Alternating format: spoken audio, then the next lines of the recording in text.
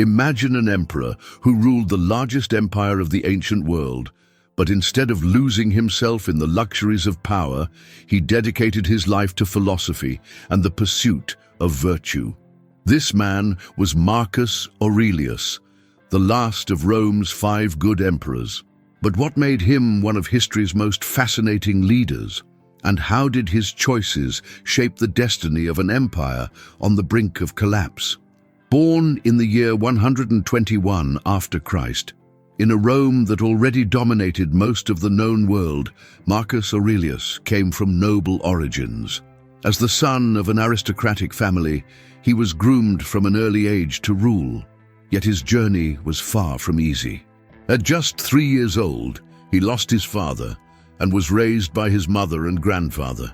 Later, he would be adopted by Emperor Antoninus Pius, setting him on a path that would change history forever. But Marcus Aurelius was much more than just a political leader. He was a stoic philosopher whose thoughts and writings continue to influence millions of people to this day. How did such a wise man handle the pressures of war, betrayal, and personal tragedy? How did he balance the responsibilities of ruling the most powerful empire on earth while maintaining his philosophical principles? If you love history and want to unravel the mysteries of great empires, hit that like button, subscribe to Legacy of Empires, and join us on this incredible journey through time. And don't forget to turn on notifications so you won't miss any episodes of our series about the most fascinating rulers who ever lived. Stay with us as we delve into the extraordinary life of a man who proved that true power lies not in gold or armies, but in wisdom and virtue. This is the story of Marcus Aurelius, the philosopher-king who changed Rome forever.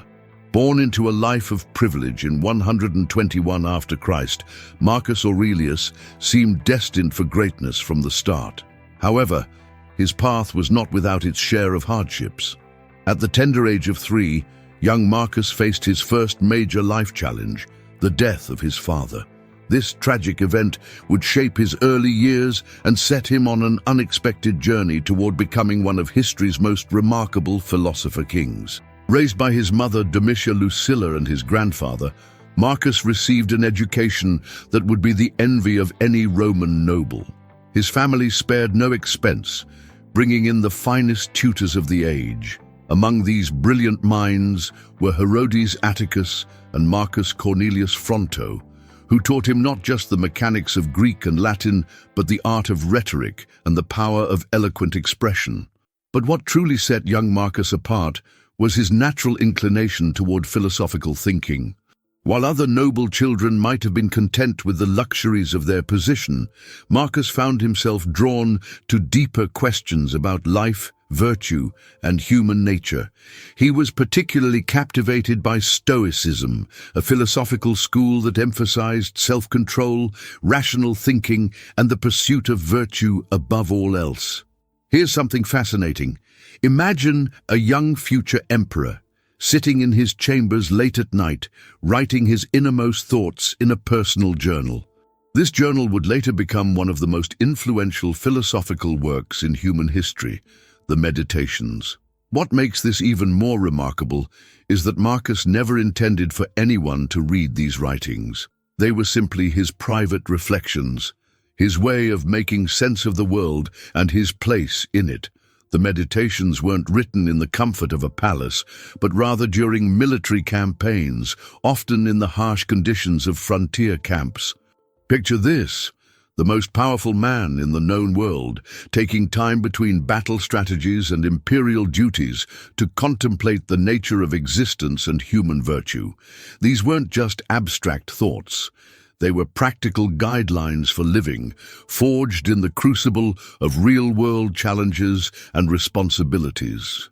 What's truly extraordinary about Marcus's early years is how his education and personal experiences combined to create a leader who would be remembered not for his conquests or monuments, but for his wisdom and character.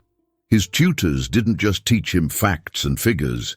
They helped shape a mind that would continue to seek knowledge and understanding throughout his life. From the tragedy of losing his father to the privilege of studying under the greatest minds of his time, every experience contributed to forming the man who would later be known as the philosopher-emperor. In the year 145 after Christ, a marriage took place that would become one of the most intriguing relationships in Roman history. Marcus Aurelius wed Faustina the Younger, daughter of Emperor Antoninus Pius. While many Roman marriages were purely political arrangements, this union proved to be something quite different. Their marriage was remarkable for its time, producing 14 children, an astonishing number even by ancient Roman standards. However, their family life was marked by both joy and profound tragedy, as many of their children didn't survive infancy. Despite these heartbreaking losses, historical records suggest that Marcus and Faustina maintained a strong bond throughout their lives. But here's where the story gets really interesting. Faustina was quite a controversial figure in Roman society. Rumors swirled through the streets of Rome about her alleged infidelities, and gossip spread from the forum to the marketplace. Yet Marcus Aurelius, the philosopher-emperor known for his wisdom and judgment, consistently stood by his wife. In public and private, he defended her honor and even had coins minted bearing her image, a clear statement of his support and trust.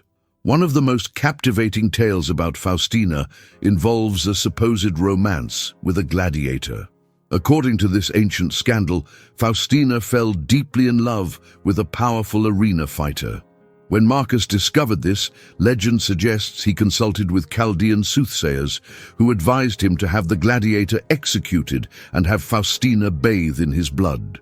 But here's the fascinating part. While this story was widely circulated, many modern historians question its authenticity. It bears all the hallmarks of the kind of sensational gossip that often surrounded powerful Roman women.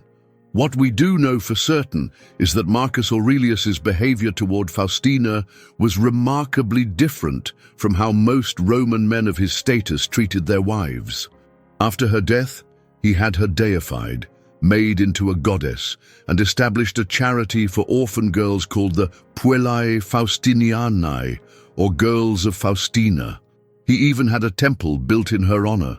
Even more remarkable is that during all these personal dramas, Marcus was writing his philosophical masterpiece, the Meditations. Imagine the complexity of a man who could navigate court intrigue, family tragedy, and public scandal while maintaining both his philosophical principles and his compassion. In his writings, he never speaks ill of Faustina, instead focusing on themes of forgiveness, understanding, and the acceptance of things beyond one's control. Their story reminds us that even in antiquity, relationships were complex, multi-layered affairs that defied simple explanations. Whether Faustina was truly unfaithful or merely the victim of malicious gossip, Marcus Aurelius's unwavering support of his wife speaks volumes about his character and challenges our assumptions about marriage in ancient Rome. In the year 161 after Christ, Marcus Aurelius ascended to the imperial throne, but in an unprecedented move, he chose to share his power with his adoptive brother, Lucius Verus. This decision marked the first time Rome had two equal emperors, and it revealed Marcus's unique approach to leadership, one based on cooperation rather than absolute power. But the fates had no intention of giving Marcus an easy reign. Almost immediately, crisis after crisis began to test the philosopher-emperor's resolve. In the east, the powerful Parthian Empire launched aggressive campaigns against Roman territories. In the north, Germanic tribes began pressing against the empire's borders along the Danube River. As if these military threats weren't enough, a devastating plague, later known as the Antonine Plague, swept through the empire, claiming countless lives and devastating entire communities. Here's something remarkable. While most emperors would rule from the comfort of Rome, Marcus spent most of his reign in military camps, personally leading campaigns to defend the empire's borders. Picture this: the the most powerful man in the world, sleeping in a tent, eating soldiers' rations, and facing the same hardships as his troops. This wasn't just for show. It was a philosophical principle put into practice. He believed a leader should share in the struggles of his people.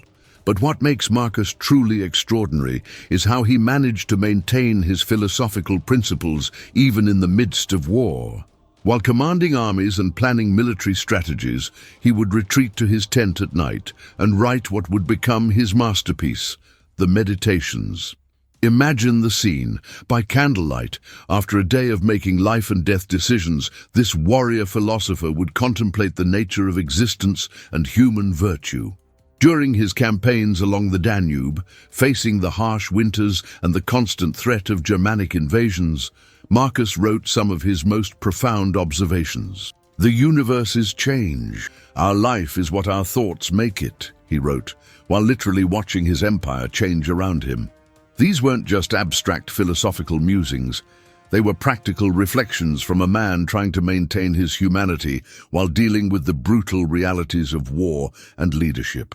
Despite all these challenges, Marcus never resorted to tyranny or abandoned his principles of justice and mercy. When dealing with defeated enemies, he often showed remarkable restraint and fairness, something unusual for his time. He understood that true power lay not in domination, but in wisdom and justice. The irony of his reign is striking. Here was a man who never wanted to be emperor, who would have preferred the life of a philosopher, yet fate thrust him into a position where he had to defend an empire from some of its greatest threats. And perhaps it was exactly his philosophical nature that made him the right leader for these troubled times. Someone who could face chaos with calm wisdom and meet violence with measured justice. Even in the darkest moments of his reign, when plague ravaged the empire and enemies threatened from all sides, Marcus remained steadfast in his belief that reason and virtue could guide humanity through any crisis. His reign stands as a testament to the idea that wisdom and power need not be enemies, but can work together for the greater good. While many Roman emperors are remembered for their conquests, monuments, or acts of cruelty, Marcus Aurelius left behind something far more enduring, a philosophical legacy that continues to inspire people nearly 2,000 years later. His personal journal, the Meditations, wasn't written for publication or posterity. Instead, it was simply one man's attempt to make sense of life and find guidance in a chaotic world. Here's something fascinating about Marcus. He never actually wanted to be emperor. When you read his Meditations, you can almost feel his reluctance toward power and his preference for a simpler, philosophical life. Yet he accepted the burden of leadership as a duty, not a privilege. Think about that for a moment. The most powerful man in the known world would have preferred to be a humble philosopher. The heart of Marcus's philosophy lies in Stoicism, but he made these ancient Greek teachings accessible and deeply personal. When he writes about dealing with difficult people, he's not speaking from an ivory tower. He's drawing from his daily experiences of managing an empire. When he talks about facing adversity, he's writing from military camps while battling barbarian invasions and plague outbreaks. One of the most powerful aspects of his teachings is the idea that true happiness doesn't depend on external circumstances.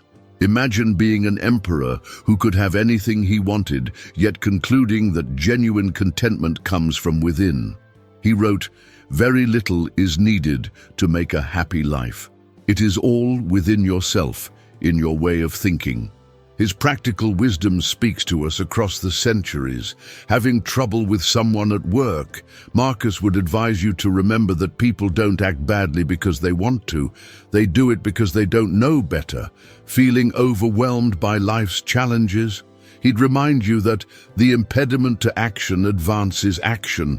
What stands in the way becomes the way. Here's a remarkable detail about his legacy. Marcus wrote his Meditations in Greek, not Latin. This wasn't just a stylistic choice. Greek was the language of philosophy and personal reflection in the ancient world. It's as if He was stepping out of his role as Roman emperor and speaking as just another human being trying to live a good life. What makes Marcus's philosophy so enduring is its raw honesty. He never pretends to have all the answers. Instead, we see him wrestling with the same challenges we all face: how to be a good person in a difficult world, how to maintain peace of mind amid chaos, how to treat others with kindness while still maintaining boundaries. The meditations read like a conversation with a wise friend who happens to have experienced the ultimate heights of power, yet remained grounded in wisdom and humanity.